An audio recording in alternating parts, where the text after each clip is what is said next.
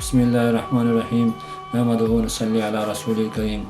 یعنی علامات قیامت میں سے یہ ایک علامت یہ ہے کہ بھائی کیا کہ معاشرے کی اصلاح اور ترقی میں امانتوں کا حفاظت کی بنیادی اور اساسی کردار ہے۔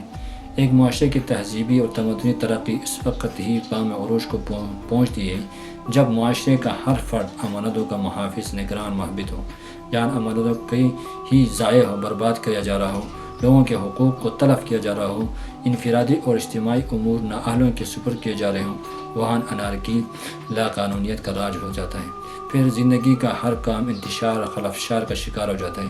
نبی کریم صلی اللہ علیہ وسلم نے ان سب امور کے واقع ہونے کی خبر دی۔ ذیل میں اختصار کے ساتھ امانت کے ضائع برباد ہو جانے کے اسباب کو بیان کیا جاتا ہے۔ پہلا سبب ہے لوگوں میں باطنی بگاڑ پیدا ہو جاتی۔ نبی کریم صلی اللہ علیہ وسلم کا ارشاد امانت لوگوں کے دلوں کی جڑوں میں اتری، پھر قرآن نازل ہوا، چنانچہ لوگوں نے قرآن کو بھی جانا اور سنت کو بھی جانا۔ پھر ایک وقت ایسا آئے گا کہ لوگ لوٹیں گے تو ان کے دلوں سے امانت کو اٹھا لیا جائے گا اور ان کے دلوں میں امانت کا اثر ایک دبے کے مانند رہ جائے گا۔ ایک وقت ایسا آئے گا کہ لوگ سوئیں گے تو اس کے دلوں سے امانت کو اٹھا لیا جائے گا، ان کے دلوں پر امانت کا اثر ایک آبلے کی طرح باقی رہ جائے گا۔ آبلہ دیکھنے میں تو خوب بڑا نظر آتا ہے مگر در حقیقت اس میں ہوتا کچھ بھی نہیں، جیسے دہکتا ہوا انگارہ جو تمہارے پاؤں کو آ لگے، اسے زخم ہو کر ایک چھلا بنے، پھر پھول جائے اور تم اس کو پھولا ہوا دیکھو مگر اس کے اندر سوائے پانی کے کچھ نہیں ہوتا۔ پھر لوگوں کا صبح کو یہ حال ہوگا کہ وہ ایک دوسرے سے سودا بازی تو کر رہے ہوں گے مگر اس لین دین میں امانت نام کی کوئی چیز نہ ہوگی، یہاں تک کہ یہ کہا جائے گا کہ فلاں قوم میں ایک امانت دار آدمی رہتا ہے، اور لوگوں کا خیانت کے ارتکاب میں یہ حال ہوگا کہ یہاں تک ایک شخص کے بارے میں یہ کہا جائے گا کہ یہ کیسا طاقتور اور صابر ہے، یہ کیسا عقل مند اور زیرک ہے، حالانکہ اس کے دل میں رائی کے دانے کے برابر بھی ایمان نہ ہوگا۔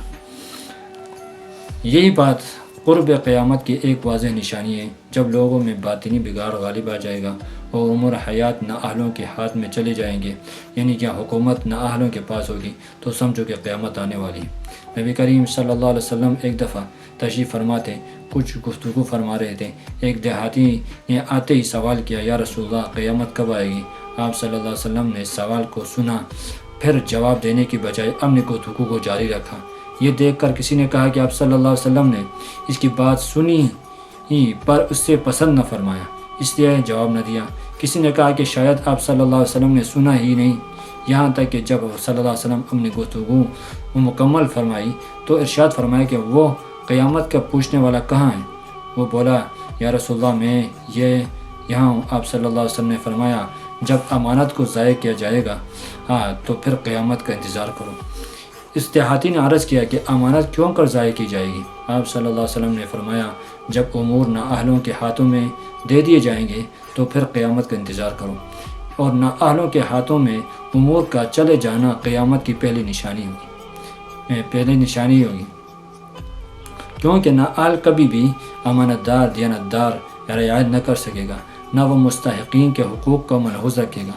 پھر مظالم کا دورہ ہوگا، اہل حق کے حقوق کو کچلا جائے گا، حقدار کو حق نہیں دیا جائے گا، مستحق کو اور اس کا حق نہیں دیا جائے گا۔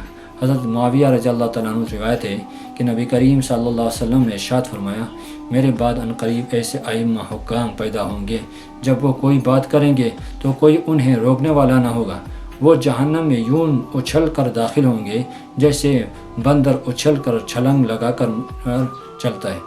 یہ نااہل حکام طرح طرح کے اونچے کاموں میں مشغول ہوں گے، جنہیں دیکھ کر ایک ایماندار مومن کا دل کڑکے گا، انہیں نمازوں تک کی پرواہ نہ ہوگی۔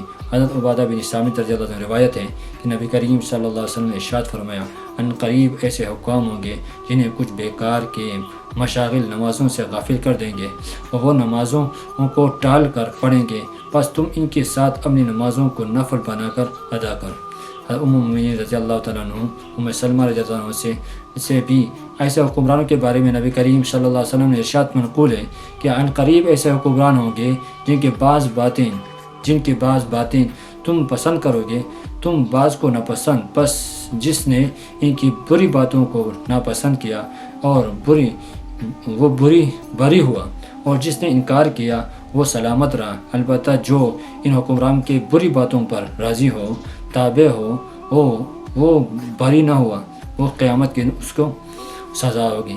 حضرت عبداللہ ابن مسعود رضی اللہ تعالیٰ عنہ سے روایت ہے کہ نبی کریم صلی اللہ علیہ وسلم نے ارشاد فرمایا، ان قریب تم پر ایسے لوگ حکمران ہوں گے جو نمازوں کو ان کے وقت پر نہیں پڑھیں گے، نئی بدعتیں ایجاد کریں گے۔